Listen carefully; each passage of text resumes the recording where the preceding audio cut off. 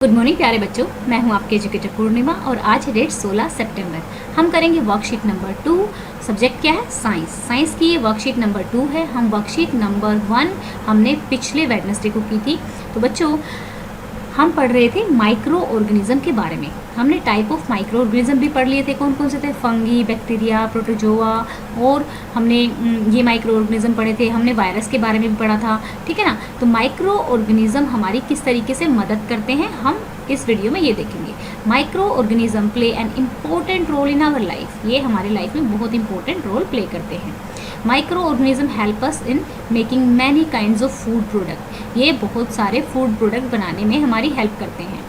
They are also used for various purpose. ये और भी कई सारी चीज़ों के लिए यूज़ किए जाते हैं, जैसे कि मेकिंग चीज़, ठीक है, चीज़ बनाने के लिए जो आपका पनीर होता है, ठीक है। मेकिंग ब्रेड, ब्रेड में भी बनाने के लिए इनकी ज़रूरत पड़ती है। अब जैसे डिकम्पोजिशन ऑफ ऑर्गेनिक वेस्ट, यानी कि देखो जो हमारी अगर आप ये लो कि जो डेड बॉडीज़ भी होती हैं पक्षियों की, पशुओं की कहीं पे पड़ी होती हैं, तो इनको माइक्रो ऑर्गेनिज्म ही क्या करते हैं, सड़ा गला के मिट्टी में मिला देते हैं।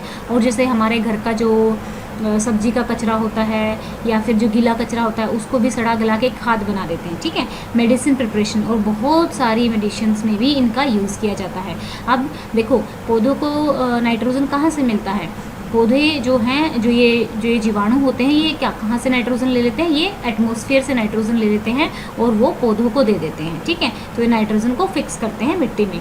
Beside this they are also use for making pickles. Pickles क्या होता है? पिकल क्या होता है? अचार होता है, ठीक है, ठीक है। बैटर फॉर डोसा, डोसे के लिए बैटर बनाने के काम आता है। इडली, अल्कोहल में भी इनका यूज़ किया जाता है। In agriculture they are used to increase soil fertility. ये फर्टिलिटी क्या होता है? उसकी उपजाऊ शक्ति बढ़ाता है, ठीक है, उपजाऊ शक्ति बढ़ाता है। किसकी? जो सोयल क्या होता है? मिट्टी होता है। Pinky asked her teacher, Pinky ने अपने टीचर से पूछा, ma'am you told us that curd is prepared by microorganism. हमें आपने ये पिछले वर्कशीट में बताया था कि जो कर्ड है वो माइक्रो ऑर्गेनिज्म से बनती है। But my mom just add little bit of curd to warm milk at night. लेकिन मेरी माँ तो बस दूध में थोड़ी सी दही डालती है और उसी से जो मिल्क है वो दही में बदल जाता है। ऐसा कैसे पॉसिबल है?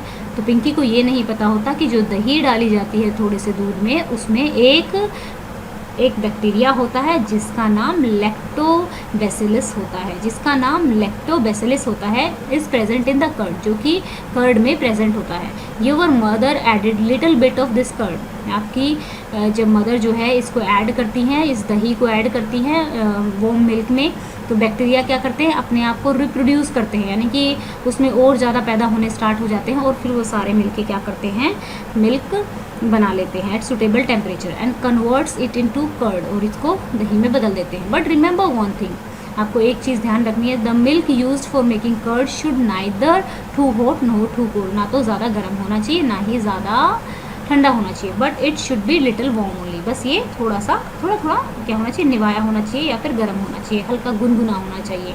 तो बच्चों अब हम करेंगे क्वेश्चंस। तो चलिए क्वेश्चंस करते हैं। तो हमारा पहला क्वेश्चन है, how curd is prepared from milk and what are the 2 things required to make the curd? Add little bit of curd to warm milk at night. Milk used for making curd should be little warm only. तो 2 things जो इसके लिए require होंगी वो कौन कौन सी होंगी? एक तो कर्ड और दूसरा मिल्क, ठीक है, और तो कुछ नहीं चाहिए। Which bacteria is found in the curd? कौन सा बैक्टीरिया पाया जाता है कर्ड में, दही में? लैक्टोबैसिलस पाया जाता है दही में। राइट एनी 4, आपको क्या करना है? Write any 4 uses of micro organism. तो micro organism helps in making many kind of food products, ठीक है, बहुत सारे फूड प्रोडक्ट्स को बनाने में हमारी हेल्प करते हैं। They make environment clean bye decomposing dead remains, ठीक है। They increase the fertility of the soil. They helps in growth of plants. तो हमारे 4 यूज़ हो गए हैं, ठीक है ना।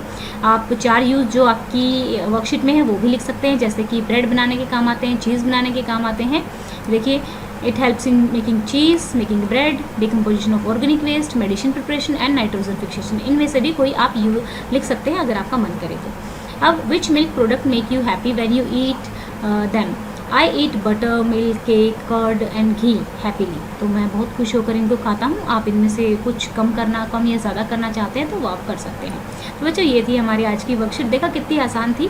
तो आपकी 8th क्लास की साइंस स्टार्ट हो चुकी है, तो आप लोगों को अच्छे से पढ़ाई करनी है। ये हमारा साइंस का पहला चैप्टर है 8th क्लास की NCERT का। तो आप चाहें तो अपनी बुक से भी एक बार इसमें से पढ़ सकते हैं। ओके बच्चों, अगर आपको हमारे पढ़ाने का तरीका पसंद है तो आप वीडियोस को लाइक कर सकते हैं, चैनल को सब्सक्राइब कर सकते हैं, क्योंकि आपके लाइक करने से हमारा मोटिवेशन बढ़ता है और ज़्यादा अच्छी वीडियोस और ज़्यादा इजी वे में समझाने के लिए हम और कोशिश करते हैं, क्योंकि आप लोगों के लाइक हमें मोटिवेट। दूसरी बात, आप लोगों का कोई भी डाउट तो आप कमेंट बॉक्स में लिख सकते हैं और साथ में अपनी क्लास जरूर लिखें, ताकि हमें पता लगे कि किस लेवल का कंसेप्ट आपको समझाना है। Thank you, have a nice day, may God bless you.